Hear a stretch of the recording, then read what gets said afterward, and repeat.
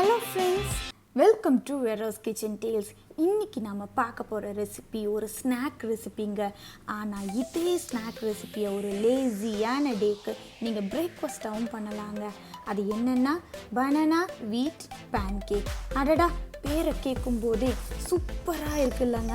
Recipe எப்படி செய்கிறதுன்னு பார்க்கறதுக்கு முன்னாடி சப்ஸ்கிரைப் பண்ணாதவங்க சப்ஸ்கிரைப் பண்ணிவிட்டு பெல் பட்டனையும் மறக்காமல் கிளிக் பண்ணிக்கோங்க. வாங்க எப்படி செய்யுதுன்னு பார்க்கலாமா?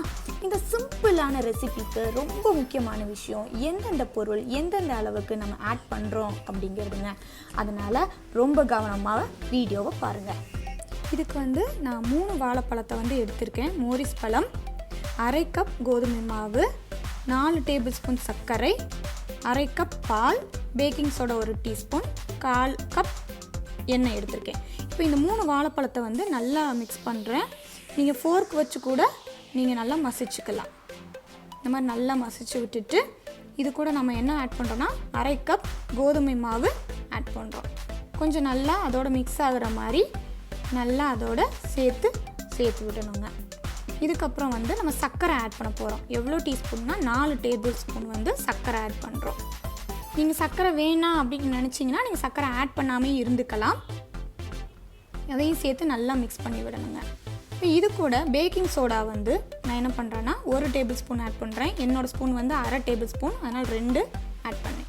1/4 கப் எண்ணெய் சேர்த்தோம், 1/2 கப் பால் சேர்த்துருக்கோம். இப்போ இது எல்லாத்தையும் நல்லா மிக்ஸ் பண்ணணுங்க.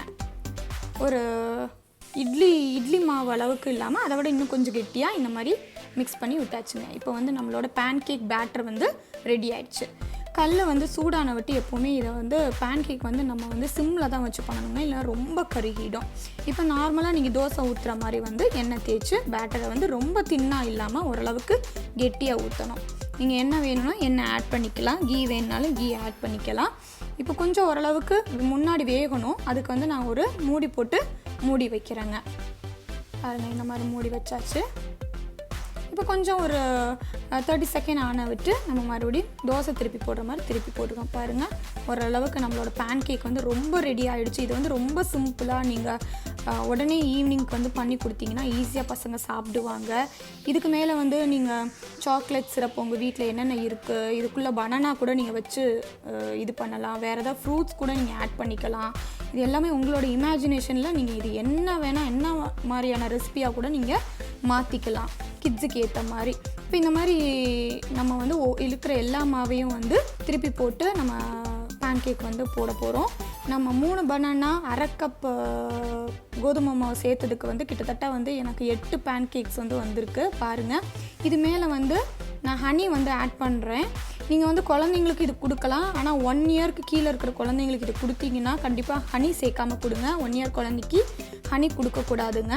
பாருங்கள், நம்ம ஈஸியான பேன் கேக் ரெடி ஆகிடுச்சு. ஹலோ ஃப்ரெண்ட்ஸ், தேங்க்ஸ் ஃபார் வாட்சிங் வெரோஸ் கிச்சன் டேல்ஸ். இந்த வீடியோ உங்களுக்கு பிடிச்சிருந்தா லைக் பண்ணுங்கள், ஷேர் பண்ணுங்கள், மறக்காமல் சப்ஸ்கிரைப் பண்ணுங்கள். இது போல் வேற ஒரு இன்ட்ரெஸ்டிங்கான ரெசிபியோடு உங்களை மீண்டும் சந்திக்கிறேன்.